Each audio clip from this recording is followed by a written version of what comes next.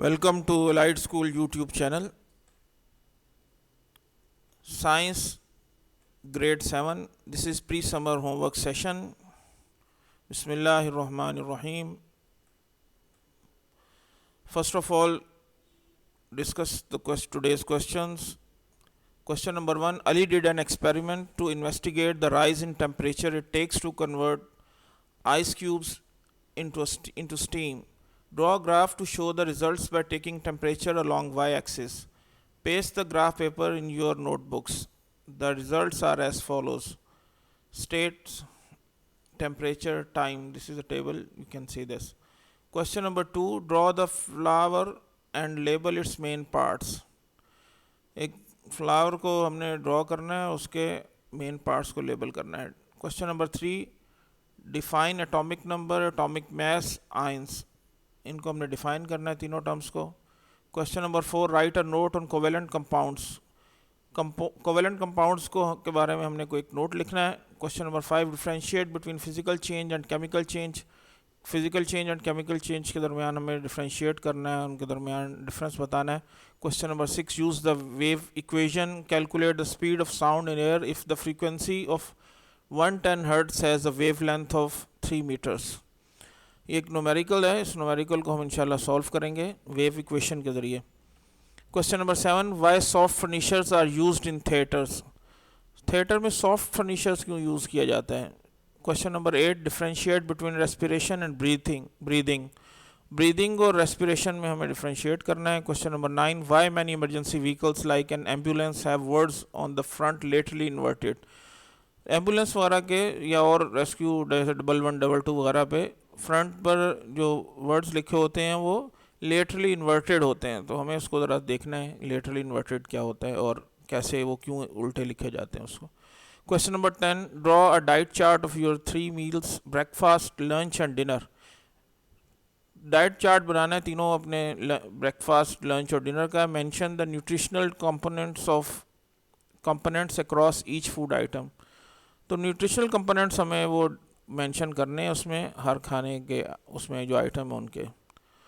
तो now the question number 11. What factors make noble gases non reactive. कौन से factors हैं जिसकी वजह से नोबल गैसेस जो हैं वो नॉन रिएक्टिव हैं, वो रिएक्ट नहीं करती.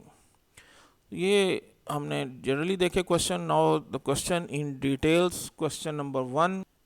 Ali did an experiment to investigate the rise in temperature it takes to convert ice cubes into steam. तो ये एक एक्सपेरिमेंट है जो ऐसे तो फिज़िकली करने का है और आपको घर में भी आप उसको एक्सपेरिमेंट को कर सकते हैं या लैब में यहाँ इंशाल्लाह जब आप आएंगे वापस तो इंशाल्लाह कंडक्ट करा देंगे इसको.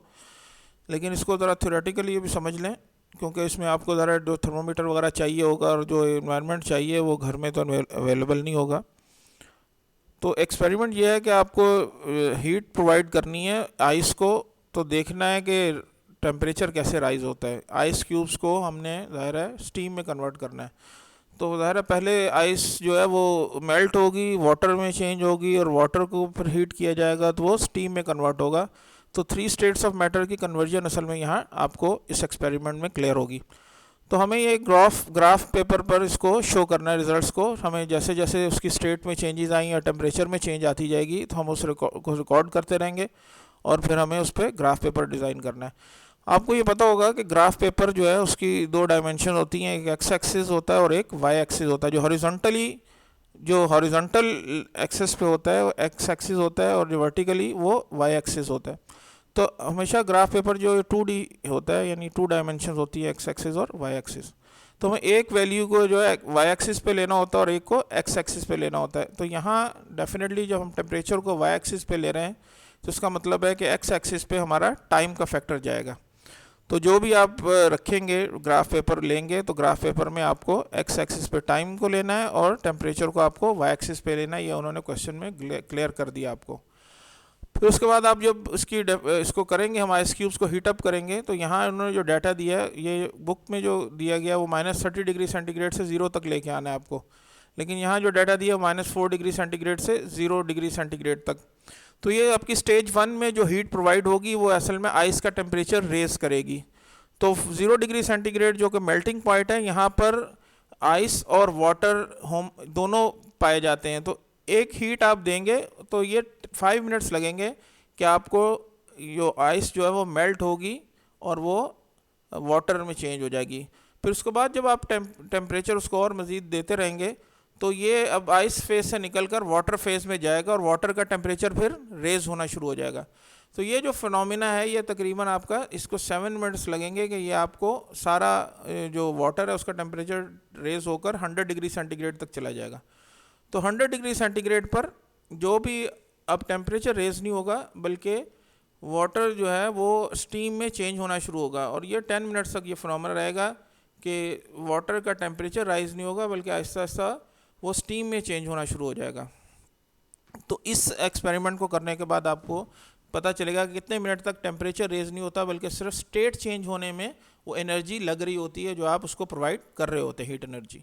तो ये आपको एक्सपेरिमेंट करना है और उसका, लेकिन यहाँ जो आपको करने का काम है वो ये कि आपको इस डाटा को लेकर आपको एक डाटा के अंदर ये ख्याल रखना होता है कि आप जो ग्राफ पेपर का जो बॉक्स है उस बॉक्स पर आप टेम्परेचर को कितने में लेंगे, उसका एक बॉक्स जो है वो कितने टेम्परेचर को रिप्रेजेंट कर रहा होगा और एक्स एक्सिस पे जो टाइम है एक बॉक्स जो है वो कितने टाइम को रिप्रेजेंट कर रहा होगा। ये पहले आपको स्केल इसका तय करना पड़ता है। कोई स्केल आप डिफाइन करेंगे उसके बाद फिर आप इसको ग्राफ पेपर को बनाना शुरू करते हैं। Question number 2, draw the flower and label it's main parts. Science fact file 2 page 26 में ये आपका क्वेश्चन डील हुआ है। तो ये हमने भी एक आपको फ्लावर की डायग्राम दी है और आपकी बुक में भी एक अच्छी डायग्राम बनी हुई है 26 पेज पर और लेबल भी हुआ है, तो वहाँ से आपको इसको देखकर इसको लेबल करना है। Question number 3, define atomic number, atomic mass और ions. Science fact file 2 page 34 और 36 में ये 3 डेफिनेशंस आपकी वहाँ एड्रेस हुई हैं। तो एटॉमिक नंबर जो है वो एक्चुअली नंबर ऑफ प्रोटॉन्स होते हैं। किसी भी एटम के न्यूक्लियस के अंदर जितने प्रोटॉन्स होते हैं जिन पर पॉजिटिव चार्ज होता है उनका जो नंबर होता है वो एटॉमिक नंबर होता है। और एटम के अंदर जितने प्रोटॉन्स होते हैं इलेक्ट्रॉन भी उतने ही होते हैं, इसी वजह से एटम जो है वो न्यूट्रल होता है। लेकिन एटॉमिक नंबर हम चूँकि इलेक्ट्रॉन जो है मूव करता है, कभी ऑर्बिट से में होता है और कभी बाहर निकल जाता है, तो इसलिए हम लेकिन डेफिनेशन में ये कहते हैं कि atomic number is the number of protons present in the nucleus of an atom. तो ये इसकी डेफिनेशन वहाँ लिखी हुई है, वहाँ से आप नोट कर लें। और उसके बाद एटॉमिक मास जो है, इसमें जो 2 चीज़ें जो एटम के न्यूक्लियस में होती हैं वो होते हैं प्रोटॉन्स और न्यूट्रॉन्स। तो उनका जो सम है, उनका जो टोटल है, उनका जो एग्रीगेट है वो एटॉमिक मास कहलाता है। तो उसकी भी डेफिनेशन आपके लिखी हुई है। जैसे यहाँ एटॉमिक नंबर जो है ऑक्सीजन का 8 है, इसका मतलब है कि ऑक्सीजन के न्यूक्लियस में 8 प्रोटॉन्स मौजूद हैं। और एटॉमिक मास जो यहाँ लिखा हुआ है 16 है और ऑलमोस्ट 15.999 है, लेकिन ये 16 है। तो इसका मतलब है कि ऑक्सीजन के न्यूक्लियस में 8 प्रोटॉन्स हैं और 8 न्यूट्रॉन्स हैं। तो इसका मतलब उसका एटॉमिक मास जो है वो 16 है। उसके बाद थर्ड डेफिनेशन आपकी आयंस की है। तो आयन जो है वो एटम होता है या ग्रुप ऑफ एटम भी होता है, लेकिन वैसे यहाँ आपके लिए समझाने के लिए आपकी क्लास में कि आयन जो है वो कोई एटम होता है जिसके ऊपर कोई चार्ज होता है। अभी हमने डिस्कस किया है कि एटम जो है वो न्यूट्रल होता है क्योंकि उस पर कोई चार्ज नहीं होता है, क्योंकि नंबर ऑफ़ प्रोटॉन जो पॉजिटिव चार्ज वाले और नंबर ऑफ़ इलेक्ट्रॉन जो नेगेटिव चार्ज वाले होते हैं उन दोनों का नंबर बराबर होता है। तो नेट चार्ज जो होता है, जो एग्रीगेट चार्ज होता है वो 0 होता है किसी एटम के ऊपर। लेकिन कभी ऐसा होता है कि कभी तो इलेक्ट्रॉन जो है वो गेन होता है, इलेक्ट्रॉन आ जाता है, और कभी इलेक्ट्रॉन रिमूव कर दिया जाता है, उसका लॉस हो जाता है। तो आयन तब बनता है जब कोई इलेक्ट्रॉन या तो रिमूव हो जाए आउटर मोस्ट शेल से या आउटर मोस्ट शेल में वो आ जाए, तो तब वो आयन बनता है। जब इलेक्ट्रॉन को लॉस होता है, इलेक्ट्रॉन चला जाता है, तो एक प्रोटॉन ज़्यादा हो जाता है तो उस पर पॉजिटिव चार्ज आ जाता है। और जब इलेक्ट्रॉन आता है तो एक इलेक्ट्रॉन ज़्यादा हो जाता है जबकि प्रोटॉन का नंबर वही रहता है, तो उस पर वो कम होता है, तो इलेक्ट्रॉन उस पर नेगेटिव चार्ज आता है। तो पॉजिटिव चार्ज वाले एटम को हम कैटाइन कहते हैं, पॉजिटिव आयन को हम कैटाइन कहते हैं और नेगेटिव आयन को एनाइन कहते हैं। तो ये इसकी थोड़ी सी डिटेल आपको बता दी गई है, बाकी आप वहाँ से अपनी बुक में इसकी डेफिनेशन देखकर इसको नोट डाउन कर लेंगे। Now question number 4, right a note on covalent compounds. Science fact file 2 page 42-43 में ये क्वेश्चन आपका डील हुआ है। तो पहले हमें थोड़ा सा ये समझना है कि कंपाउंड्स जो होते हैं वो 2 टाइप्स के होते हैं। एक को हम आयनिक कंपाउंड कहते हैं, एक को कोवेलेंट कंपाउंड्स कहते हैं। अभी हमने आयन को डिस्कस किया है लास्ट क्वेश्चन के एंड में कि आयन क्या होता है। तो जो कंप्लीट ट्रांसफ़र ऑफ इलेक्ट्रॉन से जो कंपाउंड बनता है, एक केटाइन और एनाइन के कंबाइन होने से जिसमें इलेक्ट्रॉन कंप्लीटली ट्रांसफ़र होता है, उसको हम आयनिक कंपाउंड कहते हैं। तो वो भी डिस्कस हुआ है आपके पिछले पेजेस में।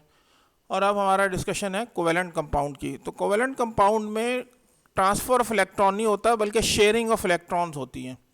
कोवेलेंट का मतलब है कि दोनों के आउटर मोस्ट शेल में कोई इलेक्ट्रॉन जो है वो शेयर होते हैं। कोवेलेंट, दोनों के valence electron outermost shell में इलेक्ट्रॉन आपस में शेयर होते हैं, तो उसको हम कोवेलेंट कंपाउंड कहते हैं। तो कोवेलेंट कंपाउंड आमतौर पर नॉन मेटल्स के दरमियान बनते हैं, जैसा कि आपकी स्क्रीन पे भी नज़र आ रहा होता है। अगर तो एक मेटल और एक नॉन मेटल में बनता है तो आमतौर पर आयनिक कंपाउंड बनता है, लेकिन जब दो नॉन मेटल्स के दरमियान जो कंपाउंड बनता है वो आमतौर पर कोवेलेंट कंपाउंड बनता है। फिर अब ये कि वैलेंस इलेक्ट्रॉन शेयर होते हैं, जैसे आपके सामने स्क्रीन पर नज़र आ रहा है कि आउटर मोस्ट शेल में एक इलेक्ट्रॉन जो है वो शेयर हो रहा है, और आपकी बुक में क्लोरीन एटम की एग्जांपल दी गई है, जिसका इनर शेल तो कंप्लीट है और उसके बाद आउटर शेल जो है उसमें वो भी कंप्लीट है, सेकंड शेल भी कंप्लीट है, और थर्ड शेल में 7 इलेक्ट्रॉन हैं। तो अब एक इलेक्ट्रॉन डेफिशिएंट है, क्योंकि इसको 8 करने हैं आउटर मोस्ट शेल में ताकि ये स्टेबल हो जाए। तो 8 उसके भी 7 है दूसरे क्लोरीन एटम के, तो वो दोनों एक इलेक्ट्रॉन जो है वो शेयर कर लेते हैं, जिससे दोनों का आउटर मोस्ट शेल में 8 इलेक्ट्रॉन्स कंप्लीट हो जाते हैं। तो ये शेयरिंग है। और एक दूसरी एग्जांपल आपके अगले वाले पेज पर दी है, वो है वाटर के।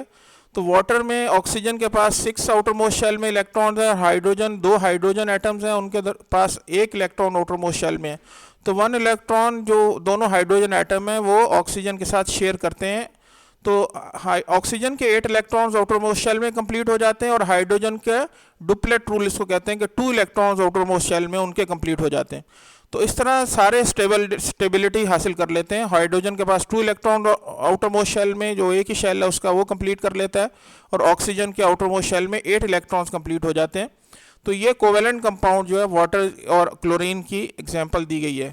क्लोरीन दोनों सेम एटम है, उनको होमो एटम्स कहते हैं, और ये वाटर की एग्जांपल एक आपके सामने आ गई। तो ये आपको इस पर नोट लिखना है, और ये आपको डायग्राम भी बनानी है दोनों कोवेलेंट कंपाउंड्स की, जो आपके सामने क्लोरीन का और वाटर की एग्जांपल दी गई है। Question number 5, differentiate between physical change and chemical change.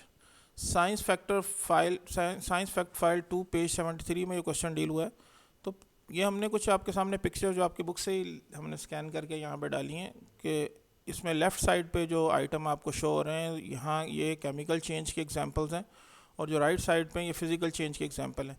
तो थोड़ा सा हमें समझना चाहिए कि केमिकल चेंज क्या होता है और फिज़िकल चेंज क्या होता है।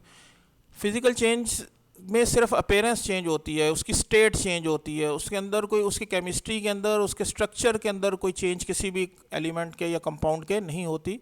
तो ऐसी चेंज जो सिर्फ फिज़िकली हो, ज़ाहिर में नज़र आ रही हो, सिर्फ उसमें कलर की चेंज है, उसकी शेप की चेंज है, उसकी स्टेट की चेंज है, तो ऐसी कोई भी चेंज जो होती है उसको हम फिज़िकल चेंज कहते हैं। और जिसमें किसी मॉलिक्यूल की, किसी कंपाउंड की स्ट्रक्चर चेंज हो जाए, उसकी जिससे वो बना होता है, जिन एटम्स और मॉलिक्यूल से बना होता है, उनकी अरेंजमेंट चेंज हो जाए, तो ऐसी चेंज को हम केमिकल चेंज कहते हैं।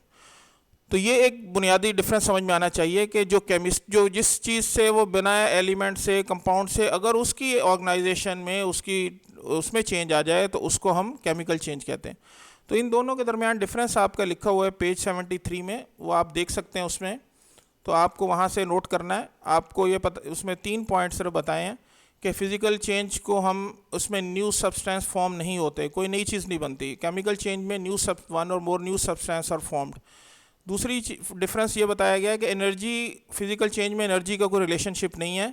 ऑलवेज ना एनर्जी रिलीज़ होती है ना एनर्जी टेक इन होती है, बल्कि लेकिन केमिकल चेंज के अंदर या तो एनर्जी को लिया जाता है या एनर्जी को दिया जाता है। तो कोई ना कोई एनर्जी के अंदर चेंज आती है उस चेंज के बाद। और तीसरा जो है कि फ़िज़िकल चेंज को हम आम तौर पर रिवर्स कर सकते हैं। सारी फ़िज़िकल चेंज को तो रिवर्स नहीं किया जा सकता, लेकिन अक्सर हम फिज़िकल चेंजेस को रिवर्स कर लेते हैं, जबकि केमिकल चेंज को हम ऑर्डिनरी मीन से चेंज नहीं कर सकते, उसके लिए हमें स्पेशल एनर्जी चाहिए होती है। तो ये एक बुनियादी 3 डिफरेंस लिखे हैं, तो इसको आपने नोट डाउन भी करना है, और उम्मीद है कि आप इस थोड़ा सा कॉन्सेप्ट को समझ भी गए होंगे। Now question number 6, use the wave equation, calculate the speed of sound in air if the frequency of 100 Hz has a wavelength of 3 meters। सो एक न्यूमेरिकल है, साइंस फैक्ट फाइल 2 पेज 90 में ये डिस्कस हुआ है। तो वहाँ पे हमें थोड़ा सा लेकिन कोई कॉन्सेप्ट हमें थोड़ा सा उसको डिस्कस करना चाह रहे हैं। फ्रीक्वेंसी जो है, the frequency of sound is a number of sound vibration set up in 1 second. तो हमें पहले पता है ना साउंड वाइब्रेशन क्या होती है। जब कोई फोर्स एक्ट करती है किसी बॉडी पर तो वो उसको वाइब्रेट कराती है। उसकी ट्रू और फोर्थ जो मूवमेंट होती है अपने इक्विलिब्रियम स्टेट से जहाँ वो मौजूद होती है, तो आगे पीछे जो उसकी वो मूव करती है तो उसको हम वाइब्रेशन कहते हैं। तो कितनी दफ़ा वाइब्रेट करती है 1 सेकेंड में, वो उसकी फ्रीक्वेंसी कहलाती है। दूसरा ये इसका यूनिट जो है वो हर्ट्स में इसको मेजर किया जाता है, और 3A का ये F से डिनोट किया जाता है। अब वेवलेंथ क्या है? Wavelength is distance from one crest to another crest. एक क्रेस्ट से लेकर दूसरे क्रेस्ट तक जो डिस्टेंस होता है उसको जब साउंड वाइब्रेट करती है ऊपर और नीचे, तो जो दो ऊपर वाले पोर्शन या नीचे वाले पोर्शन के दरमियान जो डिस्टेंस होता है उसको वेवलेंथ कहते हैं। इसको मीटर में, क्योंकि डिस्टेंस है तो उसका यूनिट मीटर है, तो उसको लैम्डा से डिनोट किया जाता है। अब हम साउंड इक्वेशन की तरफ आते हैं। वेव इक्वेशन है क्या? तो हमें पता चला कि स्पीड को कैलकुलेट करना है अगर हमें, तो स्पीड का यूनिट मीटर पर सेकंड है, ये हमें मालूम है। और फ्रीक्वेंसी जो है उसको हम ऊपर डिस्कस कर चुके हैं कि हर्ट्स में इसको कैलकुलेट किया जाता है।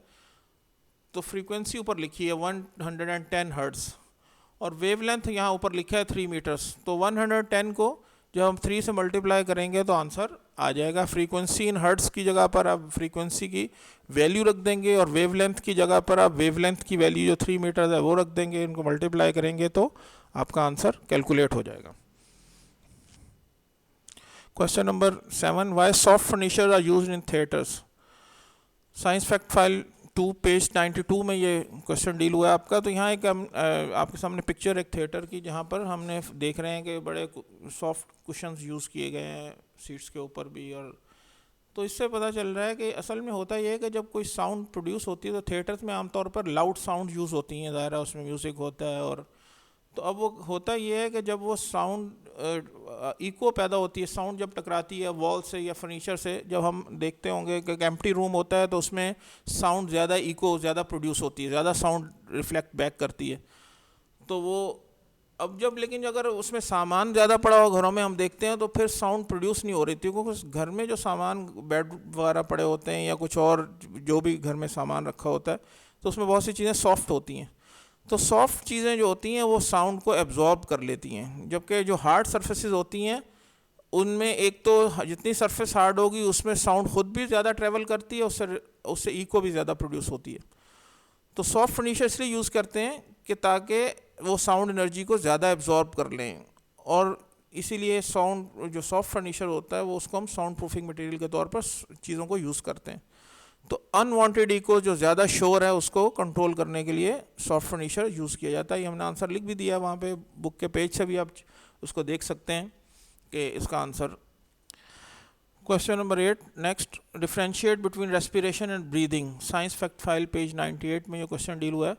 तो हमने आपके सामने दोनों, ये ब्रीदिंग सिर्फ एक्सचेंज ऑफ गैसेस होता है जो हमारा लंग्स में एयर सैक्स के अंदर होता है, कि हम ऑक्सीजन जो एब्जॉर्ब कर लेता है हमारा ब्लड, और कार्बन डाइऑक्साइड को हम ब्रीथ आउट कर लेते हैं।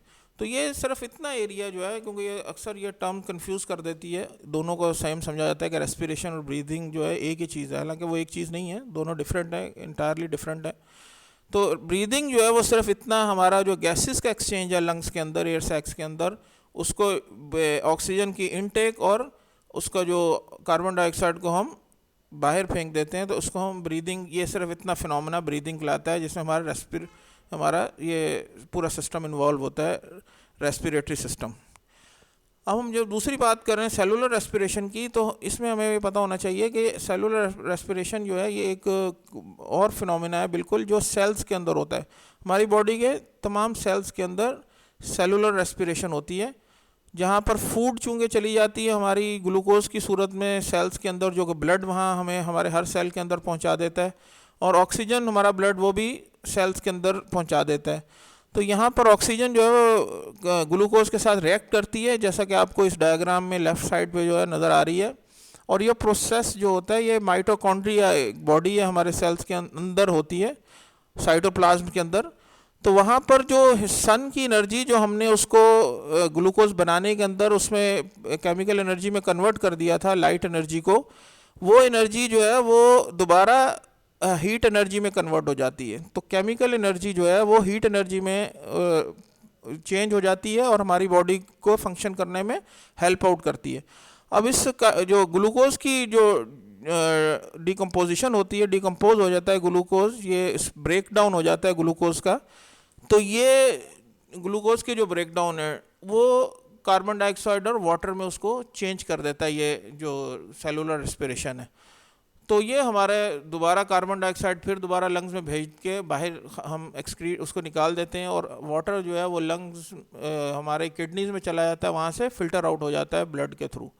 तो ये पूरा जो रिवर्स रिएक्शन है जिसमें हम फोटोसिंथेसिस का रिवर्स रिएक्शन है सेलुलर रेस्पिरेशन, ये सेल्स के अंदर होता है, माइटोकॉन्ड्रिया के अंदर होता है, और वो उसमें एनर्जी में चेंज कर देता है जिससे हमारी बॉडी फंक्शन करती है। और इसीलिए यहाँ लिखा है आपकी बुक में भी इस पेज के ऊपर कि माइटोकॉन्ड्रिया जो है हमारे मस्कुलर जो टिश्यूज़ होते हैं उनमें ज़्यादा होते हैं, क्योंकि वहाँ फौरी हमें एनर्जी की रिक्वायरमेंट ज़्यादा होती है, तो वहाँ माइटोकॉन्ड्रिया भी ज़्यादा होते हैं। तो ये दोनों को कंफ्यूज नहीं करना। सेलुलर रेस्पिरेशन जो सेल्स के अंदर होती है जिससे एनर्जी प्रोड्यूस होती है, और ब्रीदिंग जो है वो एक्सचेंज ऑफ जस्ट गैसेज है। Question number 9, why many emergency vehicles like an ambulance have words on the front laterally inverted. Science fact file 2 page 124 में ये क्वेश्चन डील हुआ है। अब हम ये देखते हैं कि ये आपके सामने एक एम्बुलेंस की पिक्चर हमने दी है जिसमें लेटरली इन्वर्टेड का मतलब ये है कि लेफ़्ट साइड राइट है और राइट साइड लेफ़्ट आपको नज़र आ रही है, ऑपोजिट। तो ये इसको व्हीकल्स के फ्रंट साइड पे इसलिए लिखा जाता है कि ज़ाहिर है जब आप ट्रैफिक में होते हैं तो पीछे से एम्बुलेंस अगर आ रही है या रेस्क्यू 11122 की व्हीकल आ रही है तो ड्राइवर ज़ाहिर है बैक व्यू मिरर में देखता है जो कि प्लेन मिरर है।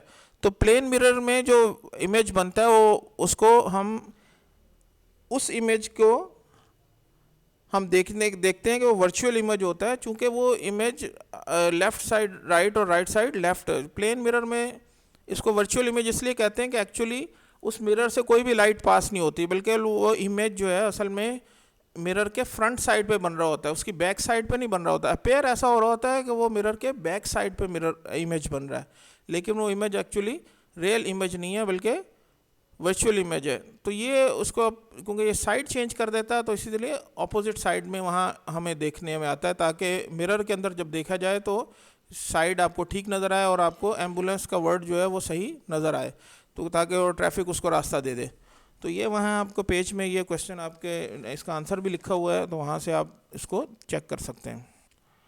Question number 10, draw a diet chart of your 3 meals, breakfast, lunch and dinner, mention the nutritional components across each food item. ये सेल्फ एक्टिविटी है, आपके सामने हमने ये डाटा दिया है क्योंकि साइंस फैक्ट फाइल 1 जो क्लास 6 की बुक है उसमें से ये डाटा लिया गया है। तो आपके सामने ये बैलेंस डाइट के कुछ कंपोनेंट्स लिखे हुए हैं, इन सबको आपको देखना है कि आपको बैलेंस डाइट चाहिए ताकि आपकी सारी न्यूट्रिशनल नीड्स जो हैं रिक्वायरमेंट्स वो पूरी हो सकें। तो आपको ये अपना डाइट प्लान बनाना है, तीनों ब्रेकफास्ट का, लंच का और डिनर का। ये सेल्फ एक्टिविटी है जो आपको खुद करनी है। And now the last question, question number 11, what factors makes noble gases non reactive. Science fact file 2 page 38। तो नोबल गैसेस आपके पीरियोडिक टेबल में, आपकी बुक में पीरियोडिक टेबल बना हुआ है, तो वहाँ पर आपको नज़र आएगा कि ग्रुप 18 या 0 ग्रुप भी उसको कहते हैं, वहाँ पर ये नोबल गैसेस आपकी बनी हुई है। तो नोबल गैसेस असल में इनको नोबल गैसेस क्यों कहते हैं, क्योंकि ये नॉन रिएक्टिव होती हैं, क्योंकि इनका आउटर मोस्ट शेल, रिएक्टिविटी के लिए ज़रूरी है कि आउटर मोस्ट शेल जो है वो कम्प्लीटली फिल्ड ना हो, क्योंकि वो फिल करने के लिए उसको आउटर मोस्ट शेल को कंप्लीट करने के लिए रिएक्टिविटी होती है। अब रिएक्शन जो है ये हीलियम आपके सामने है, इसमें डुप्लेट रूल यानी आउटर मोस्ट शेल में 2 इलेक्ट्रॉन्स करने हैं, तो वो ऑलरेडी 2 हैं, उसको ज़रूरत नहीं है रिएक्ट करने की। इसलिए नियॉन के आउटर मोस्ट शेल में 8 हैं, आर्गॉन के आउटर मोस्ट शेल में 8 हैं, क्रिप्टॉन के आउटर मोस्ट शेल में 8 इलेक्ट्रॉन्स पूरे हैं। तो आउटर मोस्ट शेल में 8 इलेक्ट्रॉन्स का या 2 इलेक्ट्रॉन का होना ये आउटर मोस्ट शेल को फिल कर देता है। अब उसको रिएक्शन की ज़रूरत नहीं। तो नोबल गैसेस का चूँकि outermost shell completely filled है तो इसलिए उसको रिएक्टिविटी की ज़रूरत नहीं है, तो इसलिए ये गैसेस जो है नॉन रिएक्टिव हैं। तो ये आपके बुक के पेज में ये आंसर वहाँ लिखा भी हुआ है, आप उसमें ढूंढ लें और वहाँ आपको अपनी नोटबुक में इसको नोट कर लें। तो इसके साथ ही हमारा आज का लेसन जो है कंप्लीट होता है। जज़ाकुमुल्लाह खैर। अस्सलामु अलैकुम वरहमतुल्लाहि।